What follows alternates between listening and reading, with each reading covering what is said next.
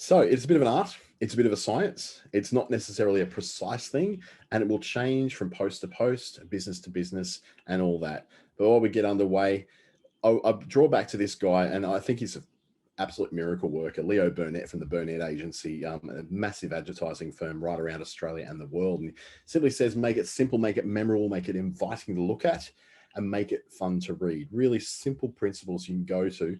Now, these were for newspaper ads primarily, and magazine ads and billboards. He was very big on billboards, but the same principles apply to a billboard that apply to something like a social media post. You're still in that position where you're going by rapidly and you don't have a lot of time to read something. So small print is not going to work for you at all. This is presented by Business Station in the Australian Small Business Advisory Services Digital Solutions Program, as well as Regional Development Australia in Brisbane and Queensland, and Treaty Business Consulting for Darwin, where I'm usually based, but I'm actually in the Gold Coast at the moment. It'll also be available on YouTube for you to view again later on. Just look for either myself, my name Dante St James, or Business Station, and you'll find this video then available to you. What we're going to look at today is some of the stuff you need to do before you start writing, and then we'll look at the writing itself. So one of the first things to look at is understanding where your customer is at. We call that their customer intent, where they're at in the life cycle towards coming from being completely unaware of who you are, moving then towards actually buying something from you, or ordering a service, or buying a product. We look at what the four main types of posts are and how you can use those to educate or inform or entertain or even pitch for sale. Different kinds of posts, again, at the different stages of the customer's life cycle. And we'll look at how some of these posts will differ dramatically from one platform to the next. LinkedIn is a very different beast to Instagram, which is also a very different beast to Facebook. So how do you then present those stories, those posts in such a way that they lead towards what your objective is, whether it's a sale or whether it's just a brand awareness, or whether it's, to have people more aware of what the product is you do, or a cause that you are supporting, and then making sure that what you present actually matches that intent, both for you and for where the customer or the supporter is at. A bit of background on me, there's my education. I work with a lot of government programs now, including the ASBAS Digital Solutions Program, the NICE New Business Assistance Program, which is through the Australian government as well, and the Be Connected network, which is a way of bringing digital skills to older Australians so that they don't get left behind in the new digital economy. And also working with Google's Digital Springboard program right across Australia, and Boost with Facebook, which is helped me to be a Facebook lead trainer right across Australia as well. So that's been a really fun journey to be on. So the process of writing a post, we're not talking about the sit down at your computer, think about what you're going to write it, then measure it. We're not talking about that process. We're talking more about the process you go into for writing and preparing to write your posts. The first step is always about knowing what your audience's intent is and knowing where they're at. Now, depending on the platform you're at, depending on how educated an audience is on what it is you do, you may be very much at the very beginning of their cycle. They may be halfway through it where they know who you are and they're sort of considering you amongst other providers, or it might be so far down that track, so far down that sales funnel that they know exactly who you are, they know what they want, they just need a way to buy. So knowing where that audience's intent, it does shape every decision you make about what you're going to write in a post. Then you choose the type of post you're going. Now, we're not talking necessarily a video post or a graphic post or a text post. We're talking about the type of post and what it sets out to achieve. So if you're setting out to inform, educate, entertain, or you're looking for a sale then and there. And then we look at writing and selecting those creative elements. So that's when you finally get to, am I doing a video? Am I doing a graphic? Am I doing a photo? Am I doing just text?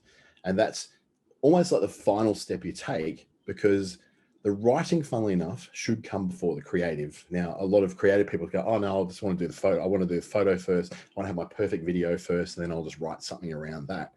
The problem is videos don't make people buy things. They just get people's attention. The words are what sinks in the brain.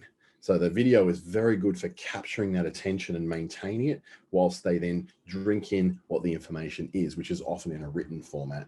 And the video is often not that point of that final purchase. The video is part of the brand recognition recognition. It's part of the initial part of someone getting to know who you are and getting to know what your products and services are. Video is mighty, mighty powerful, but it's not necessarily at the conversion point of the customer's journey towards you. It's very much in that awareness, brand building point of it.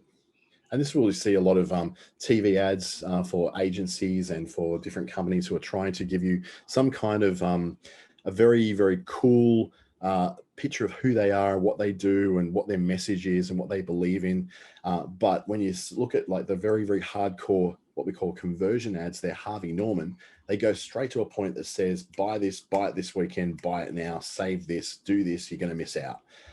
So there's a whole technique involved in that, which we'll cover off. But first, how do you know what your audience's intent are? You got to know basically that your audience is split up into 3 different intents, I guess. You're not necessarily going to know what each individual person is at, but there's ways that you can point towards with your posts every one of those different stages of the intent.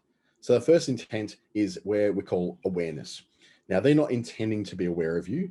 You're intending for them to be aware of you. So there's no desire for your products or services. They've had no intent to explore or purchase whatever it is you're selling or whatever it is you're offering. They've had shown no interest whatsoever so far in what you do. So we need to make them aware. That's why it's called the awareness phase. We need to make them aware of what it is you do, who you are, and what your features and your benefits and all the things that someone would buy your stuff for. The second level of intent is what we call consideration. They know who you are. They know what you do. They know what you're about, but they're kind of shopping around, not ready for a purchase yet, not just yet. They may be, even in the awareness stage, someone could be an impulse buyer, but if you've got a high ticket, quite expensive product or service, then that sales process and that journey from awareness to conversion does take a lot longer. When you've got a very, if you're going to Wish, for instance, and you're looking at a $2 widget and you go, oh yeah, I want that, you'll buy that because there's not a lot of risk in $2, but there's a lot of risk in paying someone $3,000 a month for a coaching service or something like that. So the consideration is where, yes, I have a desire for what it is you do. You've got me, you've hooked me, I know what I wanted, but you're obviously not the only person that provides this. So I'm going to shop around a bit and I'm going to compare a bit. The products and the services to them are not in question. They want them. They're just in that process of shopping, but they're not going to make a snap decision on that yet. That's in the next stage called conversion. In the process of that shopping around, at some point, they'll drop into the point where they confirm the pricing, they confirm the availability with you, they confirm finally whether this is something they want, because everybody is scared of buying something they're going to regret later. They're looking to buy something either now or very close to now. It's that point of conversion that we look and go, yes, this is definitely something I want. Now I've just got to go through the process of actually getting it. So when you're writing for awareness, you're writing very differently to what you may think. Awareness is appealing to the survive or thrive instincts of any human being. And this is a very, very common Madison Avenue 1960s advertising psychology thing. Survive and thrive are the 2 things we're looking for. Survive is appealing to the very basic needs of our customer. So for instance, if you're selling food, you appeal to the basis of food. It's appealing already because it's food, and food is a survival. Buying a home is also considered to be a survival. It also goes into the thrive area as well. But basic shelter, looking for a rental, looking to pay your bills, wanting to get your kids to school, wanting to make sure your kids are okay, you're appealing to the safety and the security and the shelter and the protection of your stuff and your people and your family and yourself. So things like food, water, transport, employment, psychological well-being, health well-being, all those kind of things appeal very much to the survive mechanism of people. So when you're writing about the kind of products that you may do, which are all about health, well-being, and being a better survivor in life, then that's where you write specifically for that. How you write for that is an art to itself, particularly if you're selling essential things like that. But most of us are not really in that survive area. We're mostly sitting in the thrive area. We're selling products and services that appeal to aspirational intentions of who someone wants to be.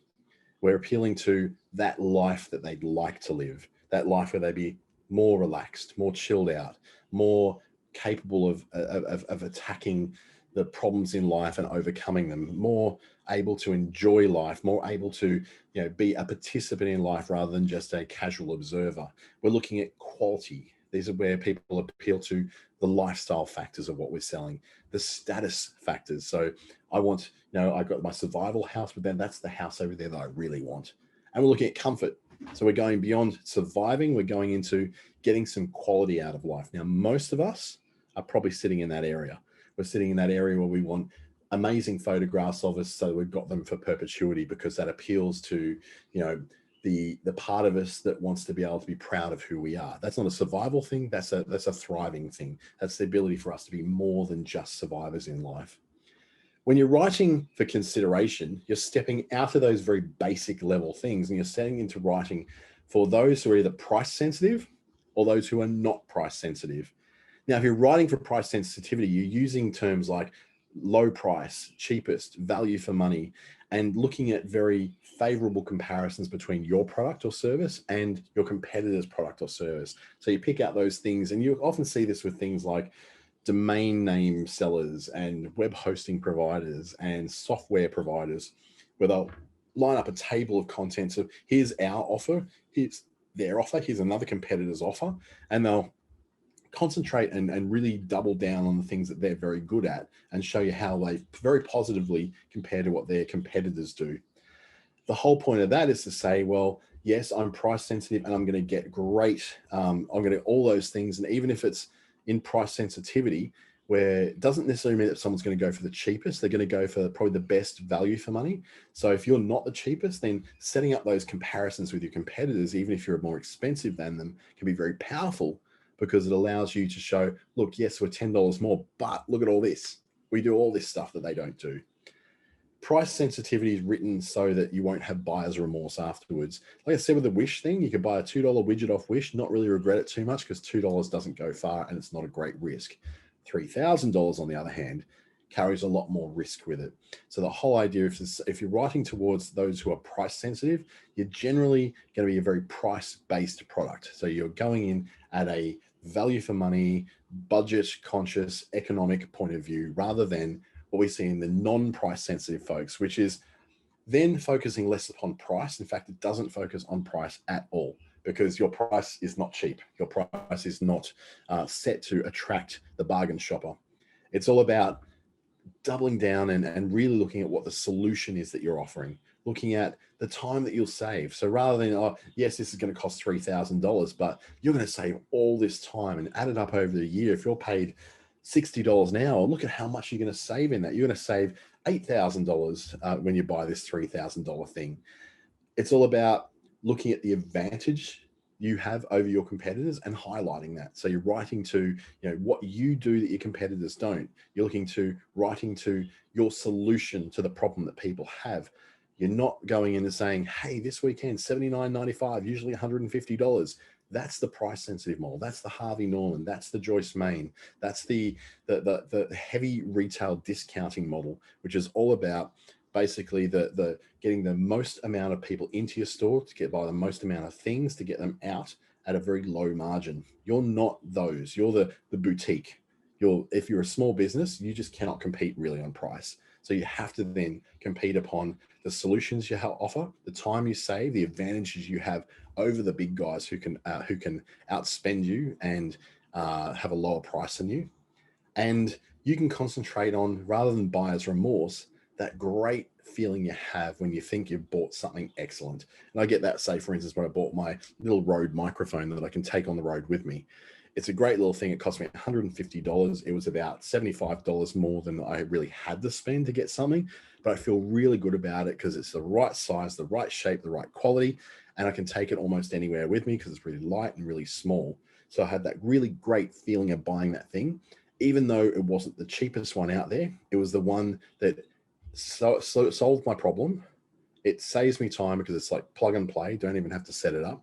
It's got an advantage over the other products because it's actually the same size or smaller than them. And it's also a very high quality build of a product.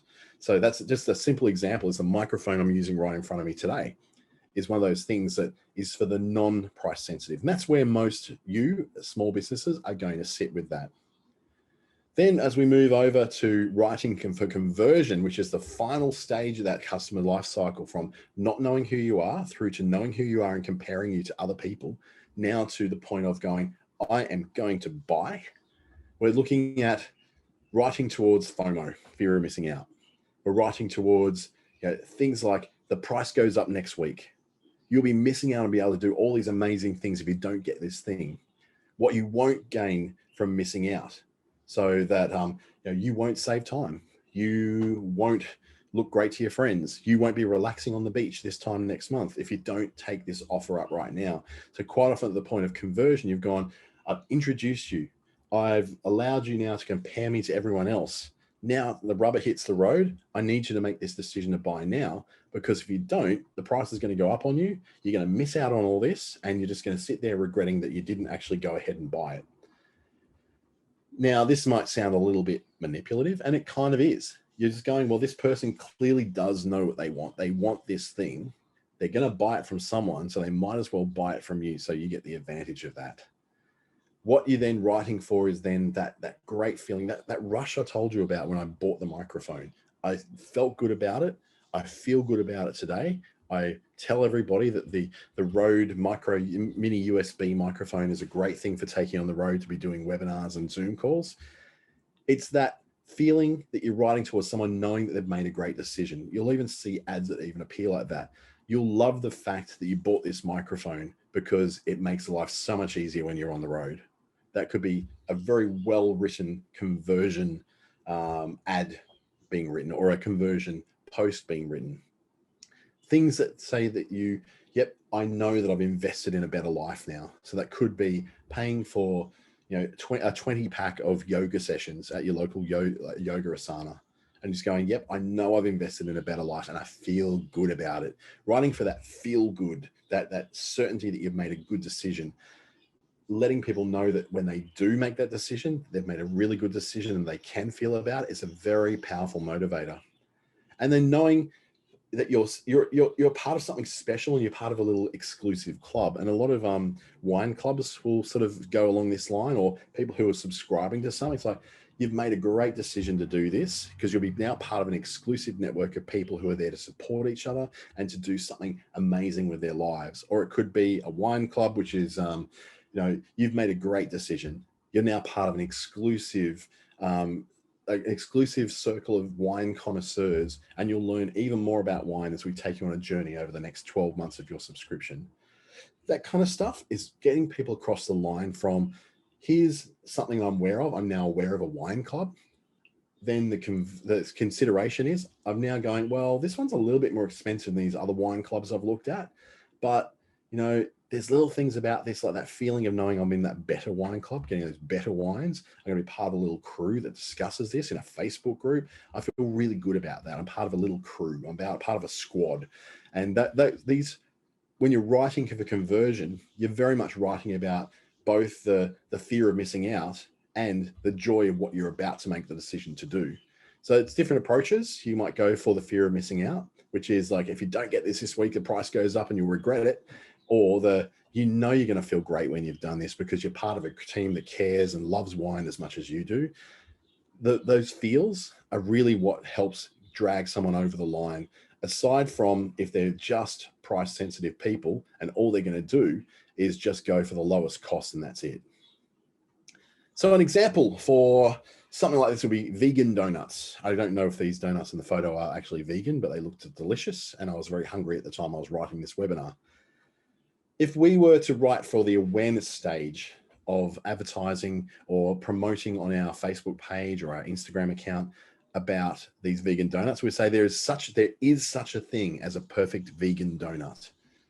Now that's in the awareness. You're making someone aware that there actually is such a thing as a really good vegan donut. You're going so far to say it is the perfect vegan donut. And those of us who are not vegan and have tasted a lot of vegan substitute foods, we go, oh, it's disgusting. But this is saying that there is such a thing as a really good, perfect vegan donut. Now, the consideration stage, when someone's weighing up all the things they want to buy with their hard-earned vegan dollars, then they go, well, the vegan donut that tastes the same and costs the same as a regular donut. So you're stating straight up that this tastes the same or comparably to a regular donut. And it also doesn't cost you any more than a regular donut. And you go, okay, Well, that compares all the other vegan donuts I've seen are like high-end boutique things that are going to cost me $5 a piece. You're saying I can get these for 3 for $5, just like I can at Donut King. I'm in. And then the conversion level of that will be, so someone who's knows that you do the perfect vegan donut, they know that it costs the same as a regular donut, they know that it tastes delicious. They're now at that point where you're going to say, well, are they going to order a 1 6-pack of donuts online? But if they do it today, they get a second pack free. So quite often the conversion line will be some kind of offer saying that there is, you buy one, get one free, or buy a pack, get an extra one free. Or it could be buy one and get 10% off your next purchase. You see that a lot in online e-commerce stores and fashion stores and that, where you make one purchase now and you'll save a bit later. And you see this with retail bricks and mortar stores as well. I was shopping in a shop in Robina Shopping Centre here on the Gold Coast called Johnny Big. And as an incentive for me to buy more stuff from them, they give me, they point out on the docket, the receipt they give you is like, hey, if you buy anything within the next 30 days, you'll actually get an extra 25% off anything you buy in that purchase. Just because you just shop with us, we want to reward you, if you want to shop again. Now that's almost guaranteed that I'm going to do that. And I can do that at any shop of theirs. So before I come back to Darwin, where there is a store, I'm actually going to go within that 30 days and I'm going to purchase something else to save my 25%. It was a great conversion tool to get me to do something else. Now, for them, they have just done something really good to me, which has created almost like a lifetime customer. So they'll say, we're willing to take that 25% hit on this next purchase, knowing that you've had such a good experience with this, you'll come back again and again and again.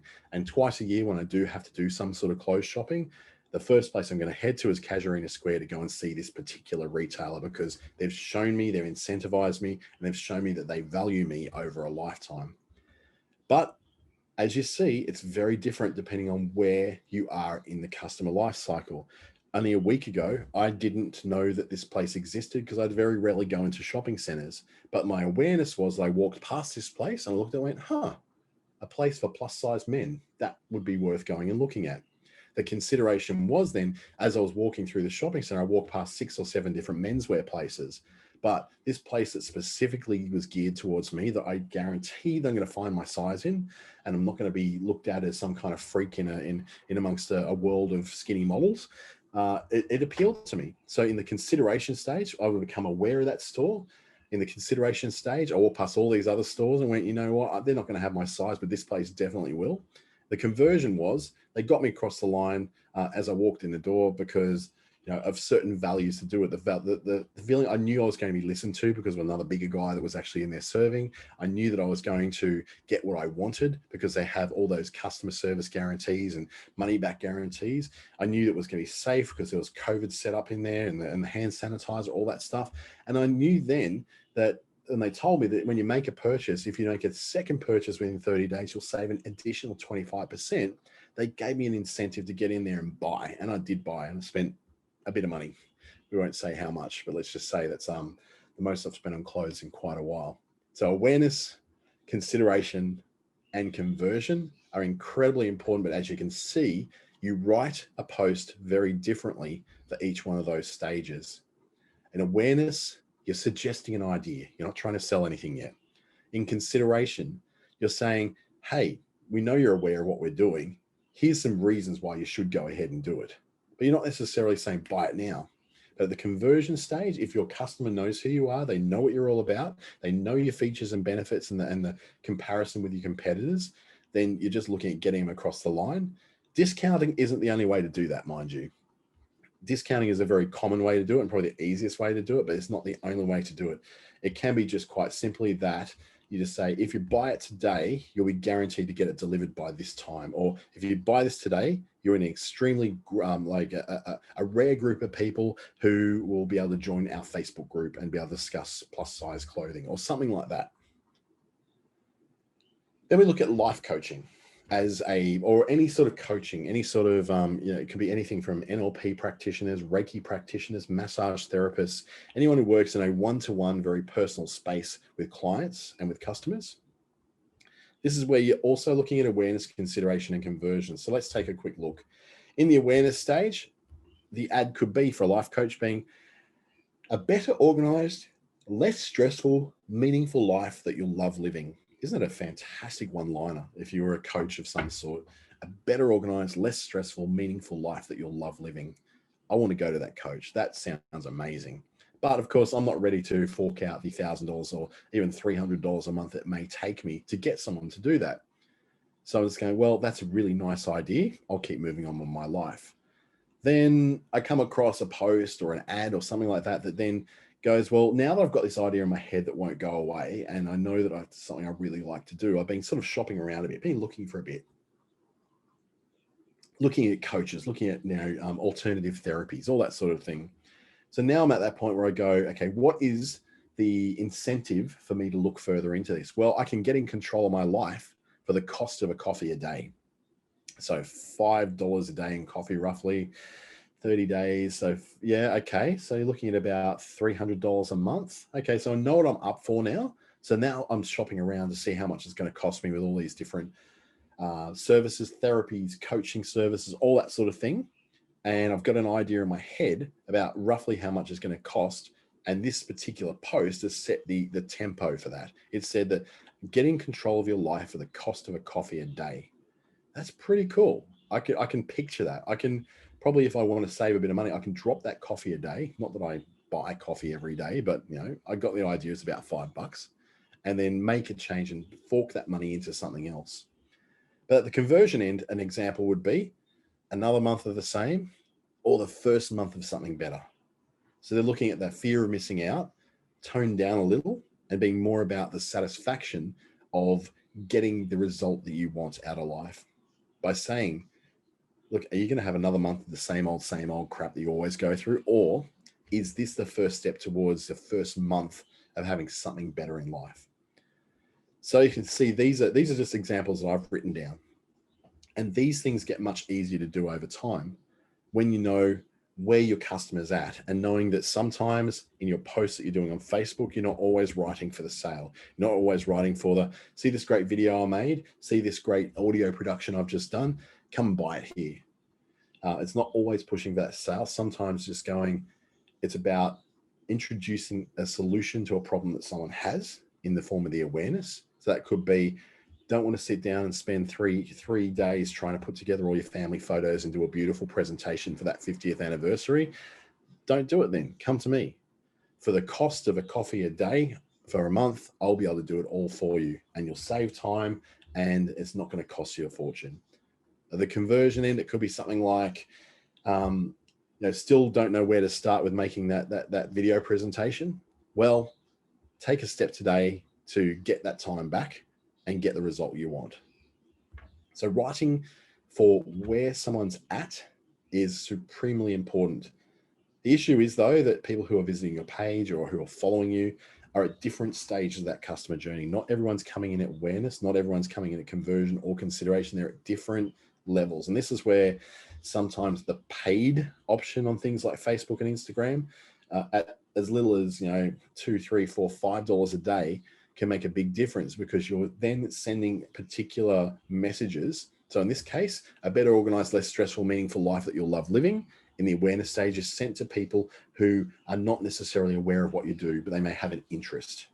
The consideration can be retargeted from those who have a demonstrated and proven interest in what you're doing. And by saying, well, get in control of your life for the cost of a coffee of a day, that's only sent to a certain cohort of people. And then conversion, the same thing. It's only sent to a certain level of people who have shown demonstrated interests and have already encountered your other posts or ads. A little harder to do that with organic posting, much, much easier to do that with paid stuff, because you can control who it is you're sending that to. With stuff that you're posting organically, you never know quite who's going to see it. And this is on any platform these days because they're all so big. That's pretty much all a pay-for-play environment. That said, you can still, if you're looking at a local audience, get away with paying anything between $1, $2, $3, and $5 a day, working at about $150 a month, which as an investment in a small business is a lot cheaper than going with radio or television, isn't it?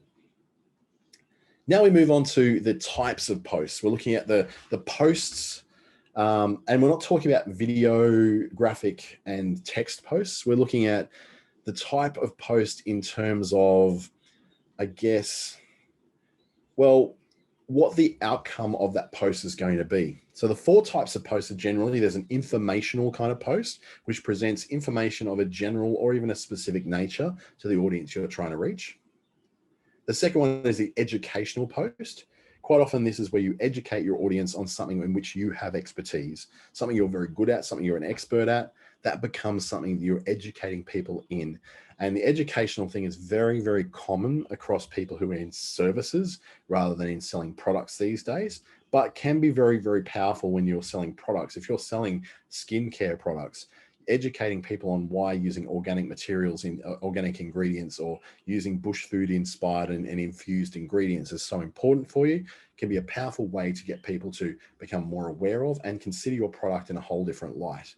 Also, educational stuff helps to lift people out of the price mentality and into the I'm getting this because I want to have status or I want something special. They're not buying on price alone. They're buying because they want what they think that this product is going to give them.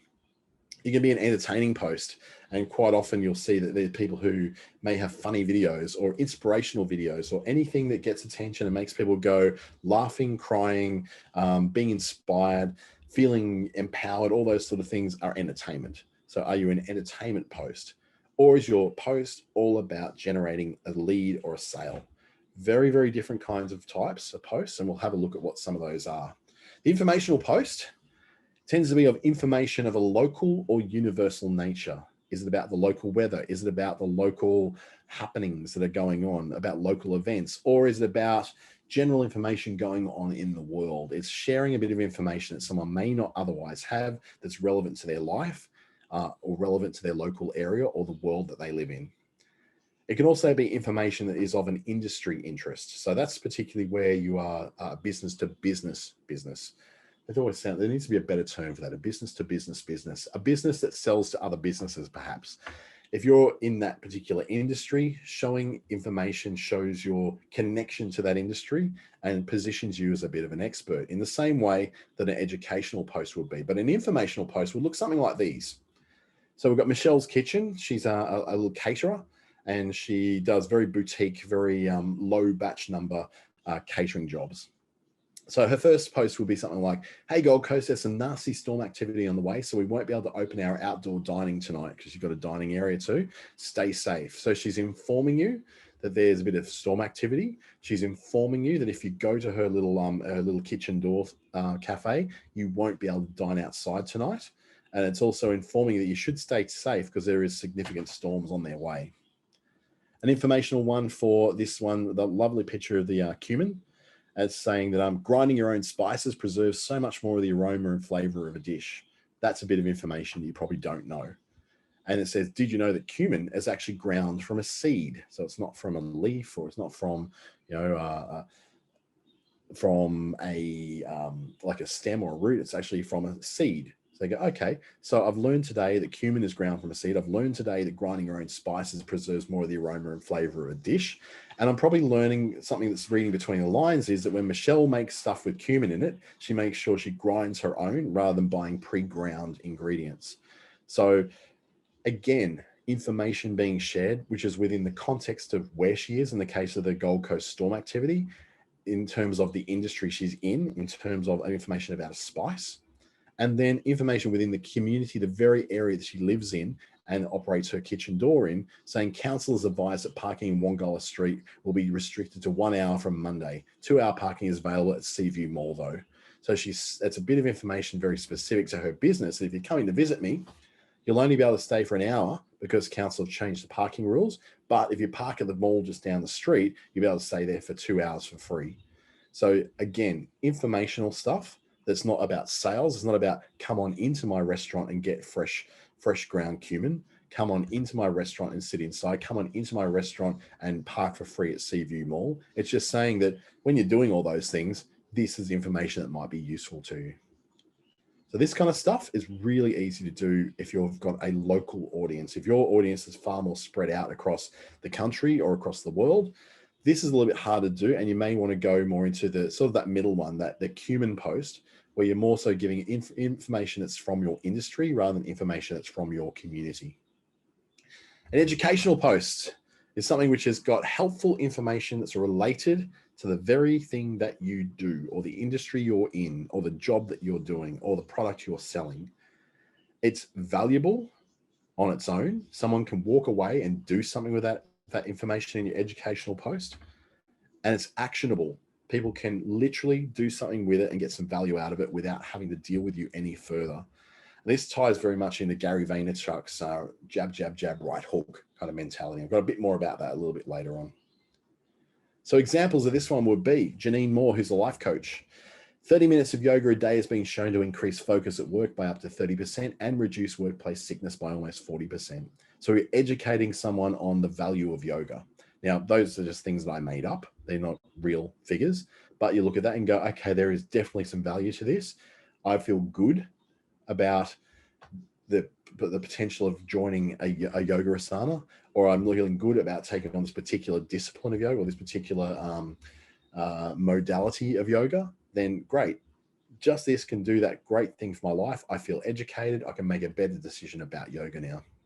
Janine Moore, who happens to also be a crypto coach, is saying not everyone realizes that Bitcoin isn't actually a physical coin. Images like this probably don't help either.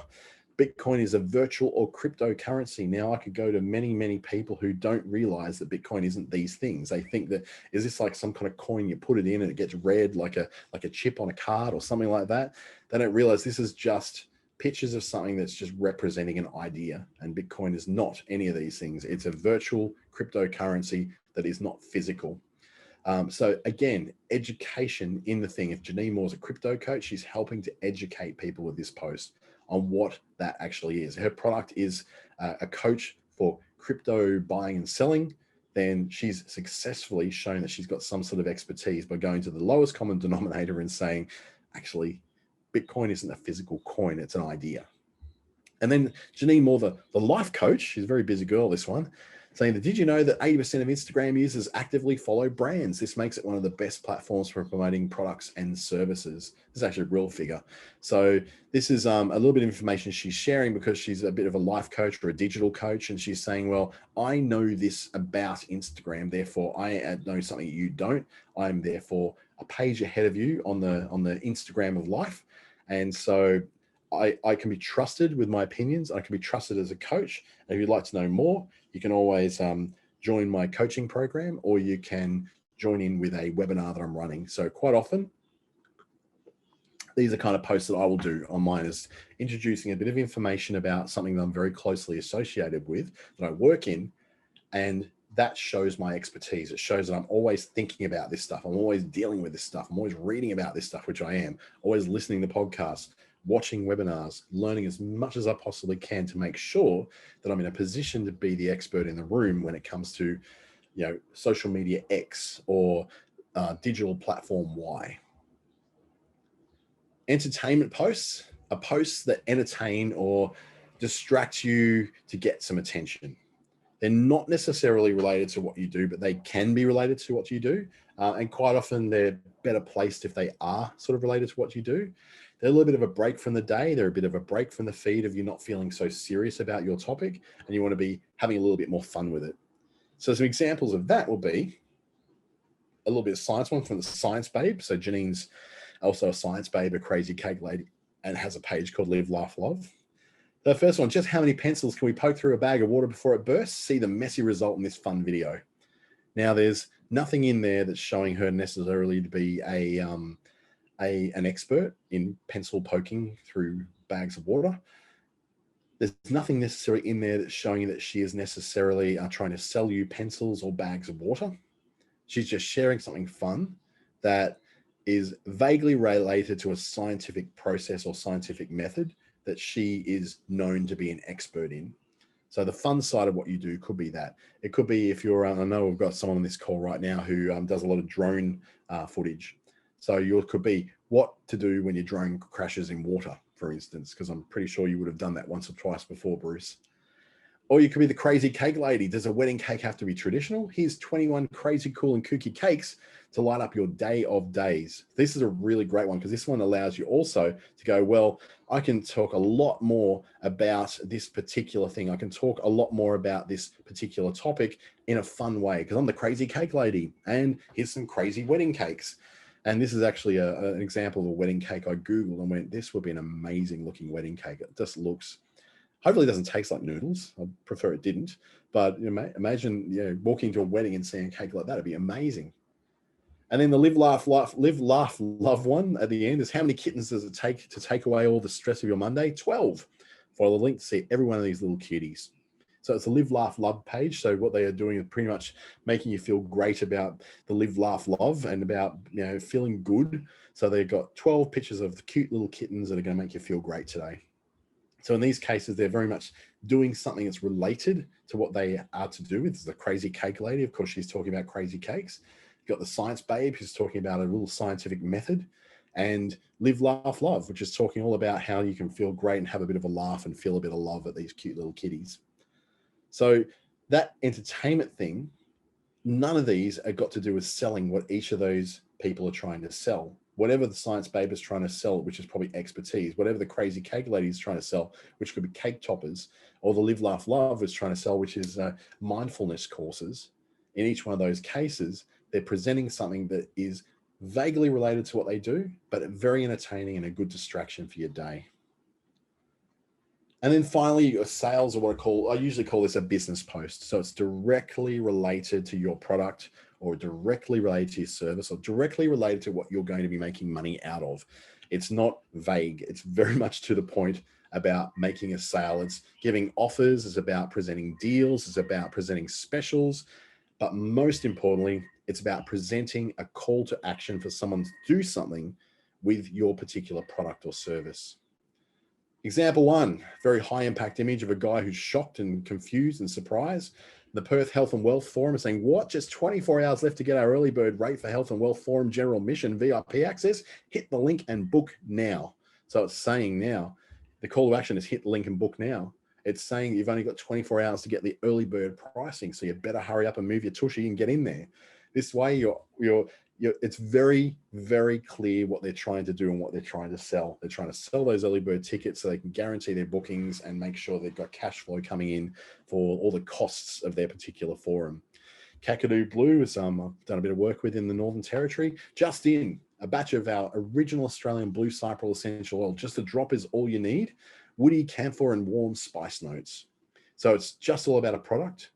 The call to action is, well, it's not really a very clear call to action. This is more of a saying it's just in. The call to action is inferred. So it's just in says, hey, they obviously run out.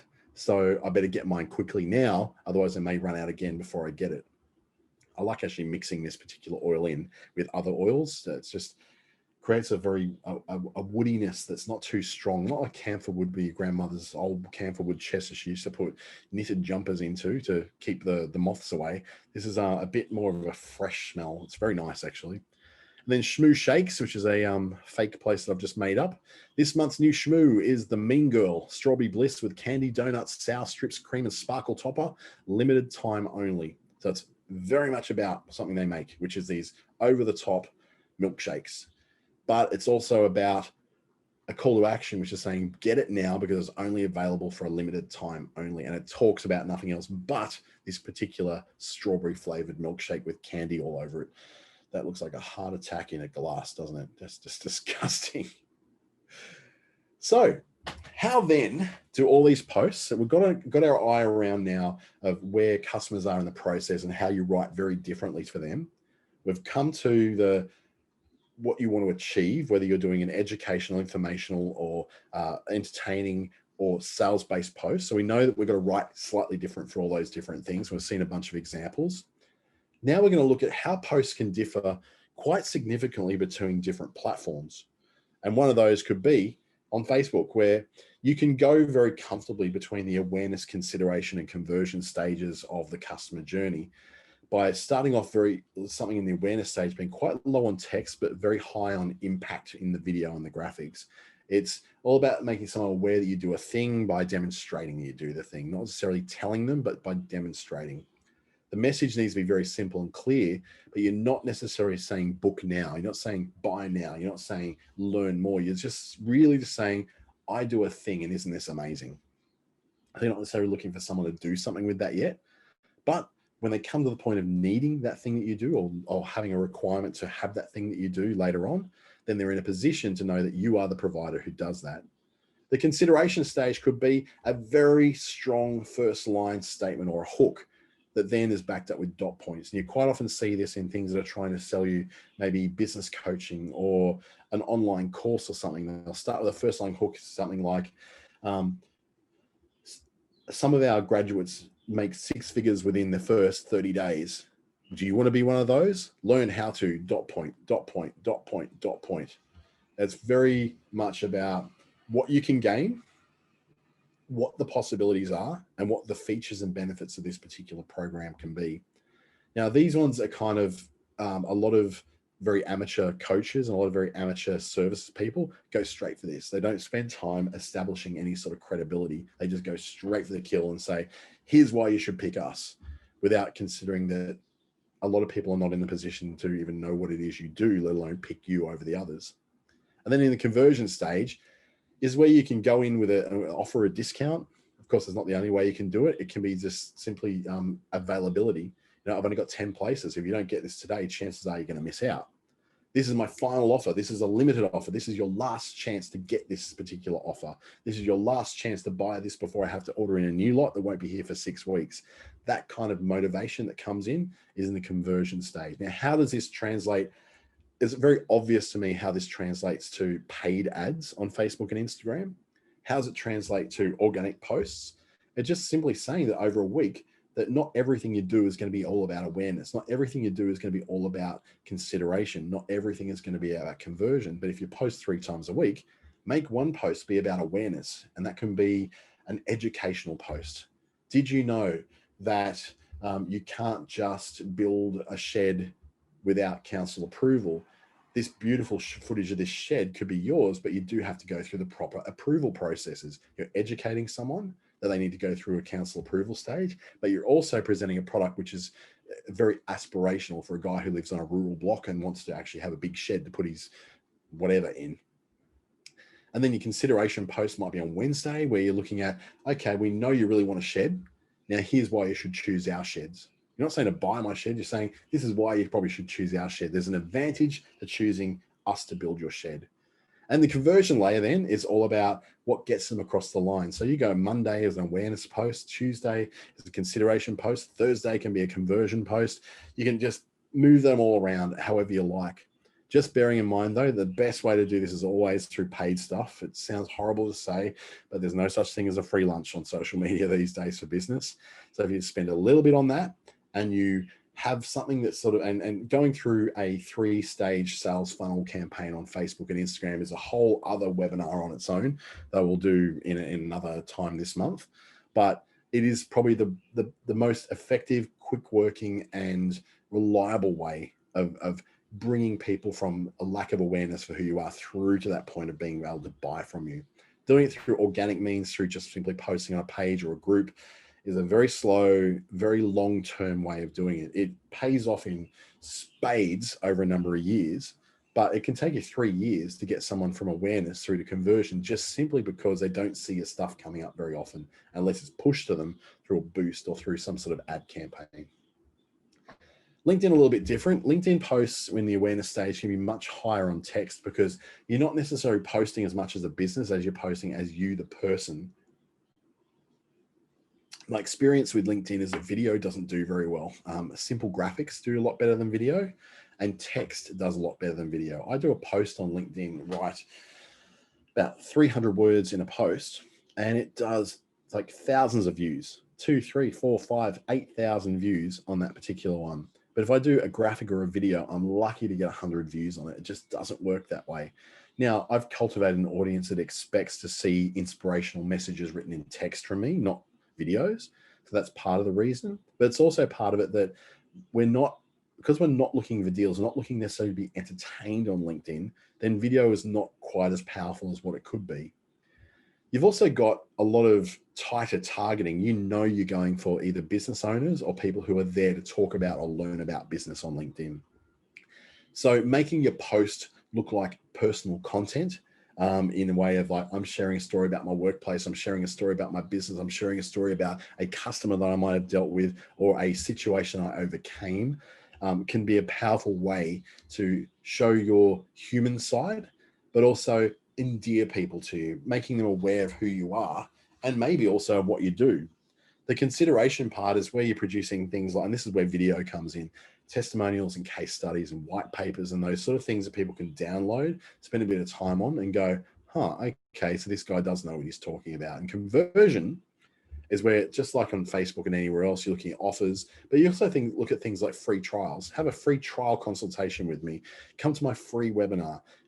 Look at this discount I've got that's only going to be available on St. Patrick's Day, which is still quite a while away. So, make sure you look out for it because you'll be able to get this significant discount on what I do. Again, LinkedIn has a paid thing. It's a bit more expensive than Facebook's. You're probably not going to get away with $5 a day. You probably need to look at about $10 a day to do that, really, about $330. Again, though, you've got a lot more control over who is seeing it. You can target each one of these particular stages of a campaign at a very specific kind of person. On the organic front, you're really always going to be looking at the awareness side. That said, I get a lot of conversions out of, for instance, webinars like this. If I post the idea that I'm an expert in this, yes, I'm a guru at that, yes, I know what I'm talking about with this other thing, that's all great and I do all that. But the minute that I post an event on LinkedIn, so if you're a coach or you're someone who's doing personal stuff or you're doing teaching or workshops or anything like that, LinkedIn's quite good because it has events. You can actually post events on there. And I get a far greater result for events that are promoted on LinkedIn than an event that's promoted on Facebook, funnily enough. And the reason for that being is I'm doing stuff for business. So that's where a lot of business people are spending their time learning, being inspired, and interacting with other businesses. So LinkedIn, very different beast to Facebook, but when it comes to the writing of posts, it's still in that awareness, consideration, conversion sort of channel. Instagram, a whole other beast again. It's all about conversion. Instagram's fast, furious, quick, flick, it's gone. Instagram's not very sticky. You're not going to see things stick around very much for a week, a month, or anything like that, unless you're someone who's always on there, and you'll see a few things repeated. Facebook, you'll see some things come back to haunt you. LinkedIn is very sticky. LinkedIn will stick around for a long time. You can post something 3 weeks ago that's got really good value, and I'm still getting likes notified through to me today. And that's a very real one, like a post literally from 3 weeks ago. I'm still getting likes on that today. So it's a lot more sticky. Instagram is here today, gone tomorrow, or rather here right now, gone in the next few minutes. So you're always in that conversion space. You're always in that space of going for the sale. So you're introducing the problem. Maybe in a sentence one could be having trouble keeping your phone dry. Sentence two is, here's my keep dry phone product. Sentence three is, you can buy it now online by clicking this link. So it's really, really simple, very short, very sharp. And you're basically repeating that message over and over, whether it's an ad or whether it's a post. You've got that same message come out all the time, albeit with different creative or slightly different text or slightly different graphics. So it could be a different video. You might have 13 videos with the same kind of message coming through for your particular product or your particular service.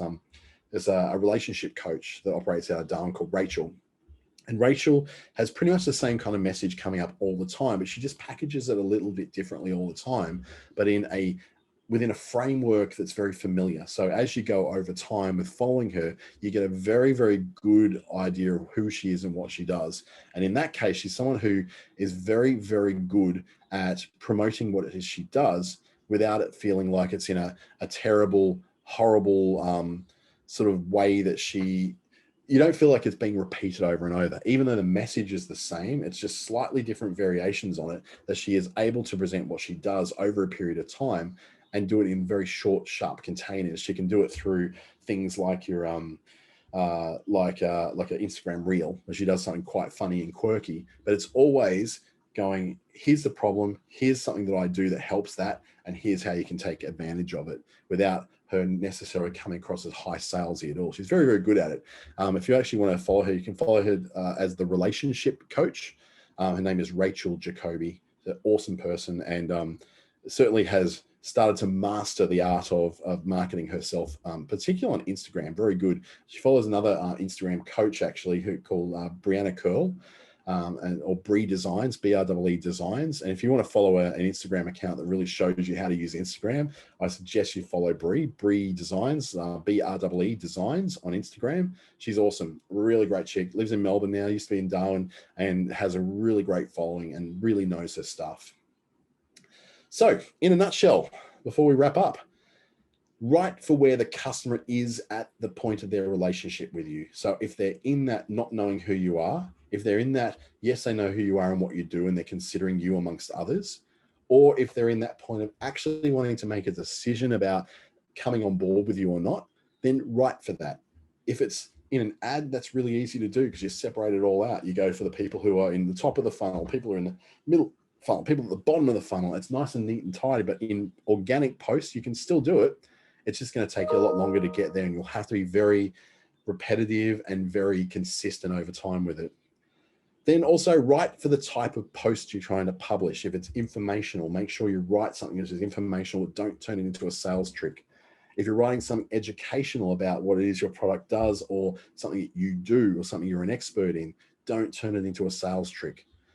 If it's entertaining, don't make it something that's also about sales. Just make it that's entertaining. All these things are getting people warmed up to you. All these things are things that are getting people used to you, and knowing that you're either a fun person, an approachable person, a person who's got lots of information that they can inform and educate you on, or that someone who's in the know about something before you can get to that sale. But if you get to the sale post, make it a sale post. Make it obvious it's a sale post, because by then, hopefully that person has warmed up to you. They know your expertise, they know who you are and what you do, and they understand where they're at.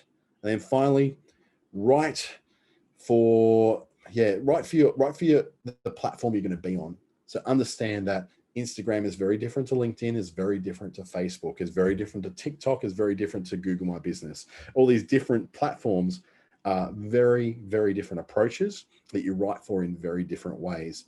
So follow the very best on those platforms you know of and see the subtlety. Now you've actually learnt all this. You're not going to read posts on other people's stuff ever the same again. You'll see, oh, I understand that. That's a sales post. Oh, that's an entertainment post. Oh, I get that one. That one's for someone who's in the consideration phase. Go through and actually have a look at the way that people use these things.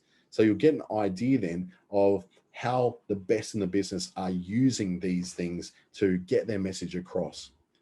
Before I wrap up, this particular one will be shared on YouTube at the Business Station channel on YouTube, also at my own channel. So just look up my name on YouTube. I'll have this on probably in the next, give me about an hour and a half. I've got a good internet connection. It's not brilliant, but it's good. And I'll be able to sort of send that through to you. Otherwise, yeah, just if you miss out altogether and you don't know how to get all that stuff, it's probably the easiest way to get it. Let me know, and I'll hopefully try and send you a link to where I can share that particular exercise for you. If you do have any sort of questions at all, I'm just going to share my email address in. That's not how I spell my name. Haven't done a lot of typing. So I've been on holidays. There we go. You can send me an email. I'll be able to answer those questions for you, or point you to in the direction of some sort of really great resources as well. But in the meantime, please enjoy your Monday, the 4th of January, and Happy New Year as well. I've completely forgot to wish you all a Happy New Year, but happy 2021. And thank you for taking some time out so early in the year in this holiday period to learn a bit more about how you can communicate better for your business, and hopefully take this on to have a lot more effective time on social media as someone who isn't just trying to always sell something, but someone who's trying to have an impact to educate or inform or entertain people, and then build up some sort of credibility and a personality that someone will feel safe and secure when it comes to tapping into your expertise or buying a product for you. Thank you so much, and you have a great day.